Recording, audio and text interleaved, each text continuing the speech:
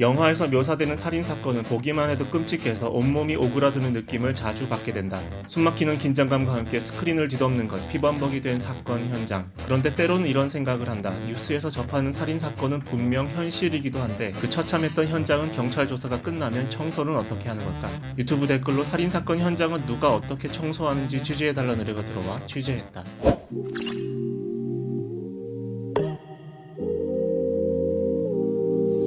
만약 게임이 아닌 현실에서 벌어진 살인사건 현장에 들어간다면 우리 몸의 감각 중에 어떤 게 가장 힘들까? 청소할 때는 냄새가 가장 고역이라고 한다. 특히 피해 철분에서 나는 특유의 비린내는 쉽게 잊혀지지 않는다. 보통 이제 사람이 죽으면은 그때 나오는 피들이 동맥에서 흘러나오는 피들이 많거든요. 걔네들은 좀 철 냄새가 많이 나요. 철분 냄새가. 철비린내 같은. 네, 그게 굉장히 심하게 나죠. 특수청소부들에게 어떤 유형이 가장 청소가 힘든지 물었을 때 의외로 가장 힘든 유형이 고독사라고 했는데 그 이유도 바로 냄새 때문이다. 고독사는 사망 후 최소 사흘, 길게는 몇 달씩 시체가 방치되어 있다가 발견되기 때문에 오염된 정도가 매우 심하다. 악취를 없애는 방법은 첫째, 오염물을 직접 제거하는 거다. 바닥이나 벽에 묻은 오염 물질을 닦아내고 축산 농가 등에서 사용하는 탈취 약품을 뿌린다. 벽면 깊숙이 오염된 냄새가 배면 아예 콘크리트를 깨뜨리기도 한다. 둘째, 살균이나 공기 정화 기능이 있는 자외선 오존 살균기를 트는 거다. 오존 살균기 같은 경우는 기계를 아예 저희가 켜놓고 철수를 하거든요. 그 기계가 밤새도록 돌아가면서 이제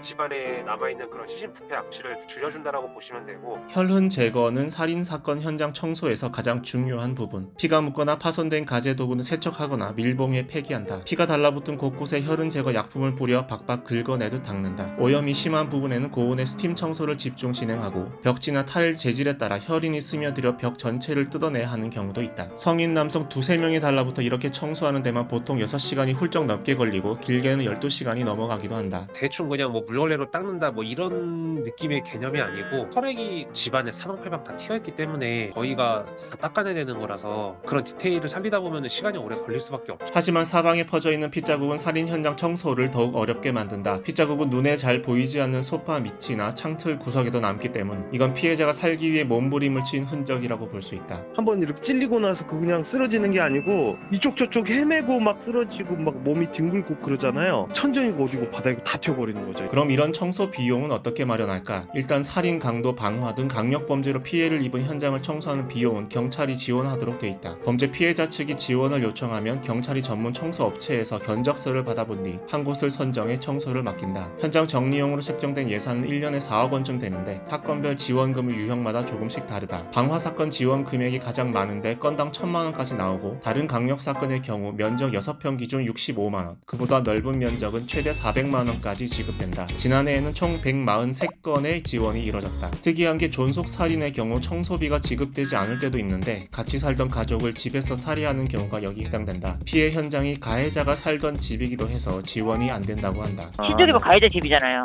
네. 피해자 쪽을 지원하는 거라서 그런 건 안 되죠. 특수청소부들이 살인의 흔적을 깨끗이 닦아내면 현장은 다시 예전처럼 복구된다. 하지만 그 끔찍했던 기억은 좀처럼 사라지지 않을 것이다. 그래서일까? 아니면 주위의 시선 때문일까? 사건이 벌어진 곳에 살던 피해자 유족들은 늘 이사를 가버린다고 한다. 사람들 기억 속에 잊혀지지가 않아요. 살인사건이 났다고 하면 가족들이 사실 그 집에 계속 살기가 좀 힘들더라고요. 다 100% 이사를 가는 경우들이 많죠. 당신도 취재를 의뢰하고 싶다면 댓글로 의뢰하시라. 지금은 각막 수술에 사용되는 안구를 사고 팔 수 있다는데 괜찮은 건지 알아봐 달라는 의뢰가 들어와 취재 중이다. 구독하고 알람 설정하면 조만간 취재 결과가 올라올 거다.